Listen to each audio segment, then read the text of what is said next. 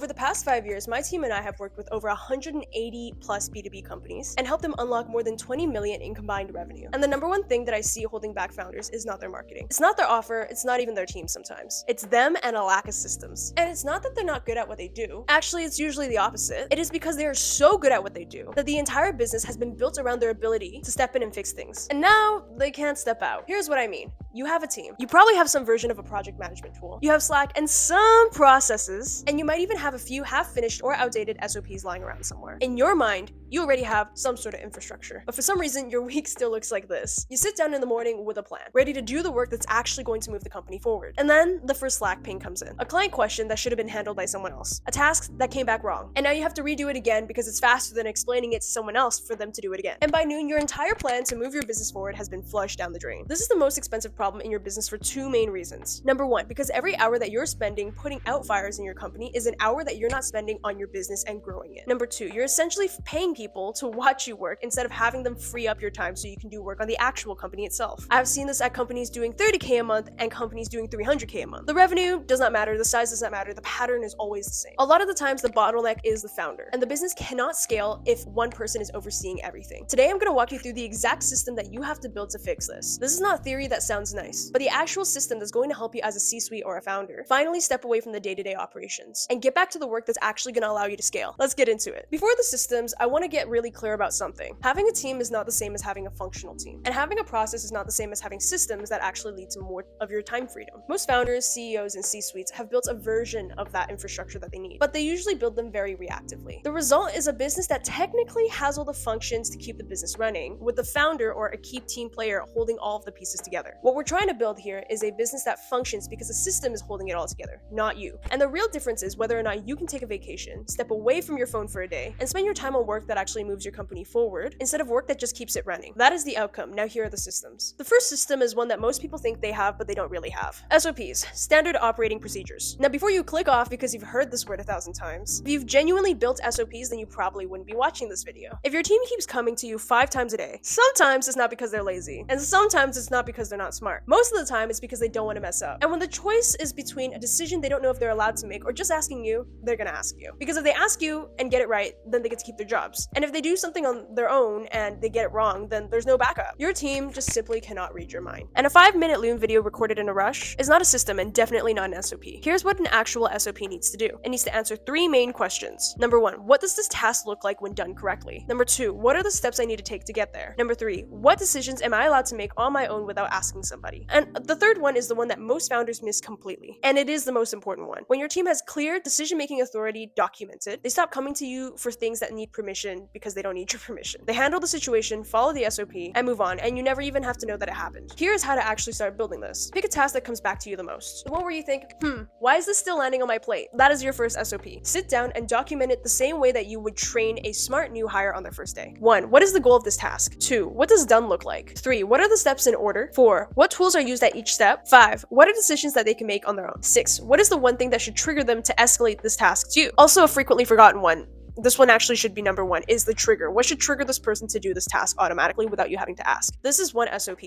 Most people like to write out their SOPs, or they like to get AI to write out their SOPs. But what happens a lot of the times is that people will use AI to make an SOP and they won't freaking read it. So make sure that if you use AI to write your SOPs, make sure you go through it again, make sure everything is accurate, edit it, and even better, take 2 to 4 minutes to actually film yourself doing this task on Loom, which is a screen recorder app, or whatever screen recorder app that you want to do if this task is fully digital. This is so important because they can just follow along like you're a video tutorial. Now do that for your 5 most recurring tasks, the ones that you find yourself explaining over and over again. That is the beginning of your SOP library, and it is the foundation of everything else we're going to build. We recently did this for 2 companies that we work with, a creative agency where the founder was involved in every creative decision, and a digital agency where the CMO was spending most of her time correcting and redoing work before sending it off to clients. In both cases, building the SOP library was one of the first things that we touched. It was the thing that helped make everything else possible, because you cannot build accountability or visibility on top of a team that is still guessing how to do a basic task. System 2, the accountability system. And no, this is not a Slack channel where you check in on each other every 30 minutes or so. We're all adults here. The accountability system is making sure the right people own the right things / tasks. And I mean own, not just do it. Here's the difference. When someone owns a task, they just complete it and bring it to you. When someone owns a task and the outcome, they are responsible for everything else that happens around the task as well. The follow-up decisions, the complications that come up, the communication with whoever needs to be in the loop about this. They handle it all. And they only come back when something is genuinely outside of their scope. Most teams are built around task ownership, which means most founders are usually the people that have to close the loop on everything. The accountability system fixes this in two parts. The first part is role clarity, not job descriptions. Actual written clarity on what each person is responsible for doing in the company, what they own, what outcomes they're responsible for, and what decisions they are authorized to make without asking. It's crucial that you are very specific here. Vagueness just invites more checkups. For example, it's not enough to just say your project manager is in charge of project delivery. You need to authorize a document that they can reach out to clients to get more information, or if they need to push back a due date. They need to know that they're allowed to reassign tasks within the team and flag scope creep without having to run it through the founder first. When those boundaries are written down, two things happen. The team member knows exactly how far their authority extends, and you stop getting pinged for things that are inside that boundary. Here is how to build this. The first thing that you're going to want to do is you're going to want to do a team audit. So you want to talk to every single person on your team one-on-one,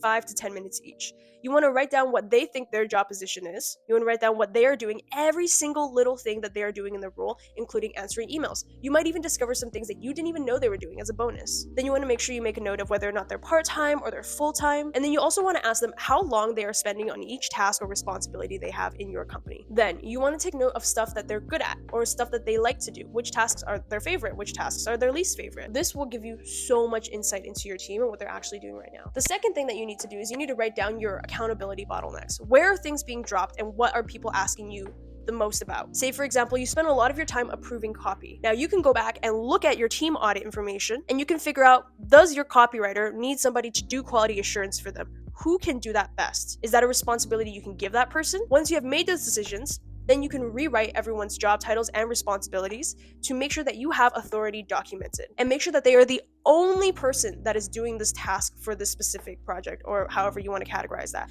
But they should be the only person that owns that responsibility. That way, if anything goes wrong, you know where it started. Now, it's very important that you make sure that the right person is in the right seat. This is a huge part of an accountability system. If your team is small and your company is pretty small as well, then you don't have space for people to kind of be good at things. Role clarity only works if that person is capable of owning the task outcome. A lot of the times, that may mean that you need to retrain people on your team. It's very important that you invest in this. Sometimes it also means letting somebody go and bringing on somebody new. But if you're going to bring on someone new, make sure that you build out the role as much as you can before bringing this person on. Otherwise, you're just going to keep wasting your money. This is something that we feel very strongly about, having all of these systems, because most hires fail, not because the person that you hired was necessarily wrong, but the role was not ready for them. And that's your fault. There were no SOPs waiting for them, no clarity on what responsibilities they owned, no decision-making boundaries documented, so they defaulted to asking the founder for everything, and that cycle will continue if you don't fix it. For both companies we mentioned, we did actually have to hire for them, but we made sure that they had their SOP systems, accountability systems, and we had fully built out the role before we agreed to help them hire anybody. We documented the outcomes that they would own, the decisions they were authorized to make, and then we went and found the right person and trained them in everything that we already had because it was already built. The creative agency hired a senior project manager that way. Within the first month, the founder's involvement in the day-to-day dropped significantly because there was somebody else accountable for it. This is what the accountability system produces. The third system is the one that ties everything together. You have SOPs so your team knows how to do the work correctly. You have accountability so your team members know what outcomes they're responsible for and what decisions they can make. Now you need one place where your team can see everything that's happening in your business in one place without having to chase each other down for updates. And that is the project management system. And I want to be specific about what this is not. It is not a list of tasks in a tool that nobody opens. Most founders have tried something like that. It didn't stick because a lot of people tried to build their business around the project management tool rather than using the project management tool to build that around their business and how it actually operates. A properly built project management tool does one thing above everything else. It means nobody on your team has to chase you down for a status on something, and you don't have to chase anyone else down on a status of a task either. Every deliverable has a clear owner. Every deadline is visible to everyone who has to see it, and the status of every piece of work is readable at a glance, without a meeting, without a Slack message, or you needing to step in. Here's how to build this in a way that actually sticks. I'm gonna assume that you already have a project management tool. If you don't, get on that right now. We recommend Notion. You need to start with what your team is bad at and what your team is good at. For example, we were working with this company where we found out that they had a lot of staff,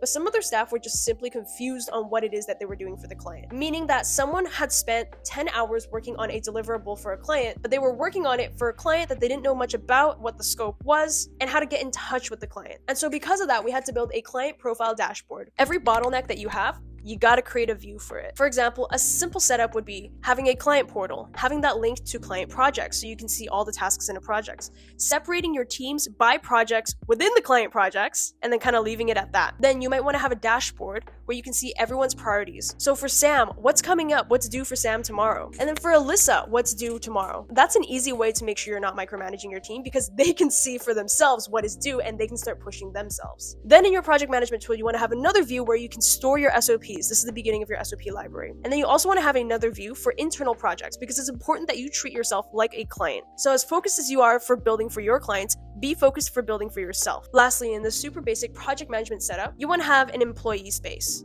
meaning a place where you can store your company values, your policies, your role clarity, aka accountability systems, and that is the most basic project management setup you should have. I'll make a video on this. When your project management tool is built correctly and actually used, this is what happens. The founder stops being the person that's holding everything inside their head. The team can make their own decisions based on full visibility rather than partial information. And the fires that used to land in your Slack that no one knew how to help with or knew about in the first place don't, and they just stop happening because everybody already knows. Here's what I want you to take away from this video. The reason you are still the bottleneck of your business is not your team and not your tools. Unless you're using Monday.com as your project management tool, because what the fuck? It's that the systems tying your business together don't exist yet. SOPs so your team know exactly how to do the work, what it looks like when it's done right, and what decisions they're allowed to make without asking you. An accountability system so the right people own the right outcomes and the right decisions that they have the authority to follow through with. And a project management tool so everyone can see what is happening inside the business without having to chase you down for an answer.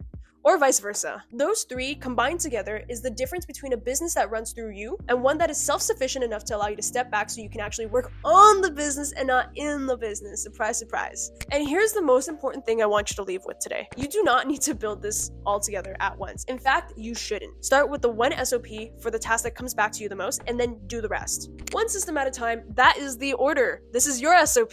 That is how you can go from being a bottleneck to a founder that can actually take a vacation without having to check their phone every 15 minutes. Or refreshing Slack every 10 minutes when you're trying to eat dinner. That's unhealthy. Spend time with your family. Now here's the thing. If you're watching this and you thought, I know I need to do this, but I don't have the time or the bandwidth to do this, then you're the exact kind of person that we built our free trial for. We come into your business, help you identify 1 to 2 brutal bottlenecks that are holding back your revenue growth, and figure out which systems need to be built for your business first, and then we figure out the solution to your bottlenecks, and we solve it live and in front of you. No credit card, no contract, no commitment. Everything we build, you get to keep. Worst case scenario is you leave the free trial knowing exactly what is standing in your way. Best case scenario, you can actually take a real vacation by the end of the quarter and come back to a business that has grown. You'll find the link for more information on our free trial in the link in the description below. And my socials should be coming up somewhere on the screen. Thank you, editor. My name is Brandie Grace Wong, and I'm the founder of Totally Brand It. I'll see you on the next one. Peace.